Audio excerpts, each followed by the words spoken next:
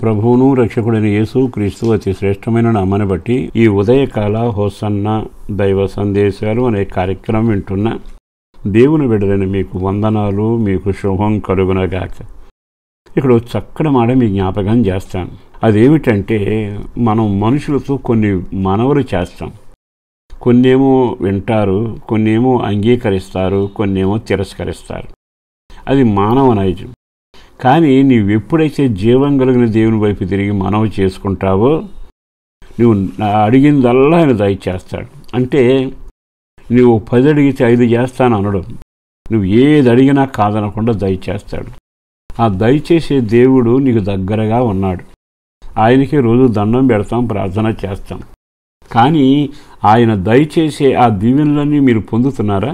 పొందకపోవడం కారణం ఏమిటంటే, ఒకటి, ఆయన దగ్గరికి వెళ్ళి చెప్పాల్సినవన్నీ చెప్పకపోవడం.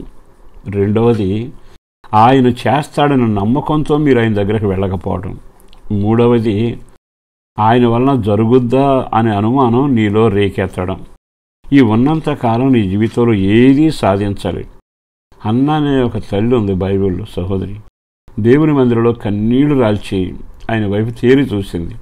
అక్కడున్న దైవజనుడు ఆమె ఏడుపును కన్నీళ్లను చూసి అంటాడమ్మా, నువ్వు జీవం కలిగిన దేవునితో ఏ మనవి చేశావు? అవన్నీ తప్పగా దేవుడు దయచేస్తాడు. ఎంత చక్కని సాక్ష్యం అండి. అంటే దేవుడు ఏ కార్యాలు చేస్తాడో సేవకుడు చెప్పాడు. కన్నీరు గార్చిన తల్లికి అర్థమవుతుంది, నా కన్నీళ్లకు జవాబిచ్చే దేవుడు ఇక్కడ ఉన్నాడని. ఆ తర్వాత చక్కని బిడ్డ పుట్టడం, నింద తొలగిపోవడం, గొప్ప సేవకుడిగా మారడం. ఇంచుమించు మీలో ప్రతివారు ఆ చరిత్ర వింటున్నారు, చదువుతున్నారు. అన్నా చరిత్ర ఎరగని వ్యక్తులంటూ ఎవ్వరూ లేరు. మరి అలాంటప్పుడు ఈ శుభవేళ సమూయేలు మొదటి గ్రంథం మొదటి అధ్యాయము 17వ వాక్యంలో రాయబడిన వాక్కు మీరు చదివిందేగా. దేవునితో నీవు చేసుకొనిన మనవి. దేవునితో నీవు చేసుకున్న మనవి అంటే నువ్వెవరివై ఉండాలో తెలుసా? దేవునితో మనవి చేసుకునేవాడుగా ఉండాలి. అన్నీ ఆయన దగ్గర విప్పి చెప్పగలగాలి. మర్మం లేకుండా ఆయన దగ్గర బ్రతిమలాడగలగాలి. ఉత్తరం పరిచినట్టుగా నీ హృదయం ఆయన దగ్గర పరిచి ఆయన దగ్గర ప్రార్థన చేయగలిగితే ఆయన ఏమంటున్నాడో తెలుసా? ఆయన తప్పక నీకు దయ చేస్తాడు. దేవుని దయ నువ్వు పొందుతావు, నీకు కృప కలగబోతుంది. ఇక్కడ ఒక్కసారి మనం ఆగి ఆలకిస్తే ఎన్నో విషయాలు మన ఇంట్లో జరగాలని కోరుకున్నాం. కనబడిన వాళ్ళకల్లా మా విషయాల కొరకు ప్రార్థన చేయండి అని అర్థించాం. కానీ ఎప్పుడైనా నీవు దేవుని ఎదుట హృదయాన్ని పరిచావా? ఎప్పుడైనా దేవుని ఎదుట నువ్వు చెప్పాల్సినవన్నీ విశ్వాసంతో చెప్పగలిగావా? దేవుడేమో సమస్తం చేయగలిగినవాడు.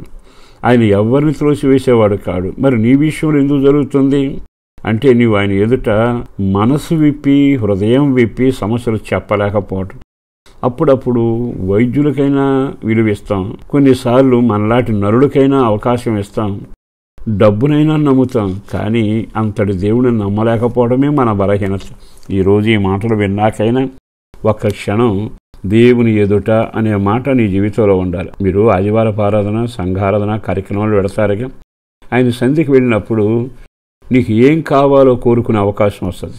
ఆయన సన్నిధికి వెళ్ళేటప్పుడు చేసిన మీరు కృతజ్ఞతాస్థుతి చెల్లించే అవకాశం వస్తుంది. ఆయన మందిరానికి వెళ్ళినప్పుడు ఆయన ముఖాముఖిగా చూసి సంబరపడే అవకాశం కలుగుతుంది. మరి అట్లాంటప్పుడు నీ బాధల గూడంతా వివరించి విస్తరాకు పరిచినట్లుగా, రాసిన ఉత్తరం వివరించి పంచినట్టుగా నీవు అక్కడ ఆయన సందులో నీ విషయాలు చెప్పి చూడు.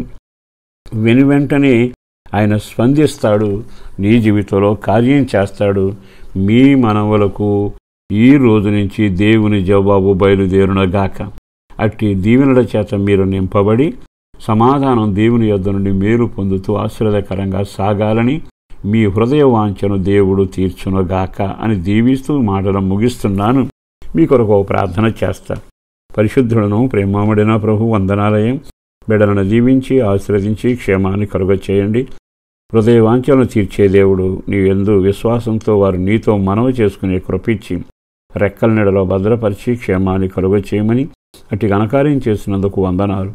అడిగిన దానికంటే ఊహించిన దానికంటే గొప్ప కార్యాల చేత కుటుంబాలని, బిడ్డలను, కలిగిన సమస్తాన్ని అన్యోన్యత, ప్రేమ, ఆప్యాయత, ప్రార్థన, ఐక్యత, రక్షణ భాగ్యంలో నడిపించండి. యేసు పేరట వేడుచున్నాం తండ్రి.